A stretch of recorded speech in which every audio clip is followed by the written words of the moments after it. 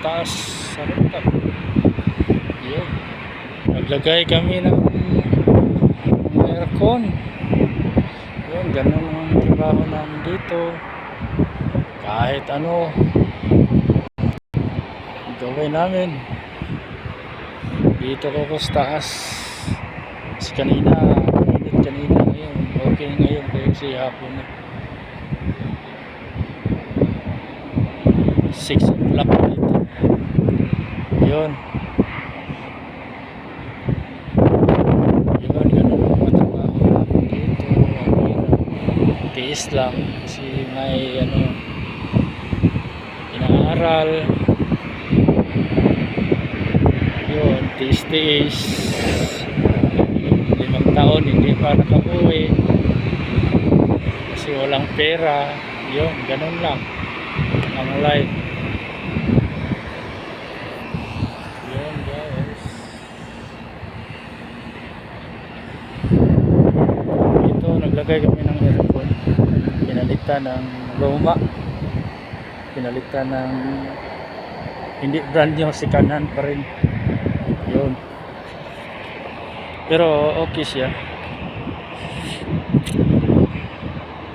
umaandar man.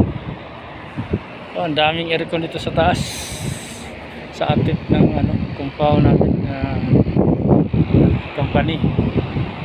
Yun, may signal, may internet. Ito, tingnan nyo paligid namin, wala nang kahoy.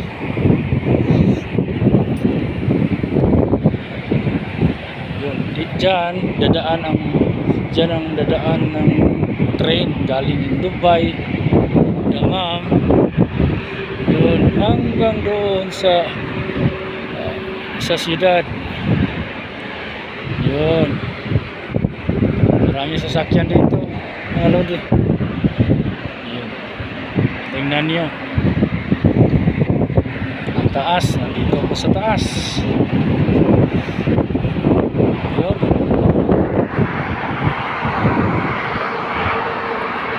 may kahoy dito. Ito, mga pine tree lang,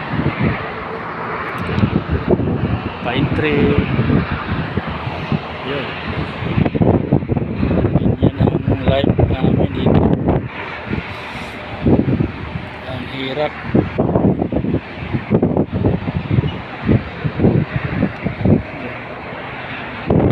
Hintay ko sa kasama ko kasi bumaba siya, may kinuha. Ito, mga sira na to. Yun,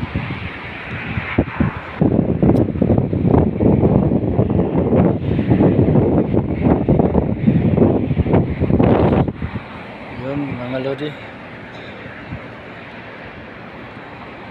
Thank you kayo mga lodi. Subscribe naman sa YouTube ko, konting channel. Sana nga i-subscribe nyo, follow, share. Kahit pasensya na kayo mga lodi kasi mga video ko gaano lang, hindi masyadong hindi yung mga content, hindi, pero okay lang yun na naka-share tayo ng video, naka-post. Okay mga lodi, salamat kayo.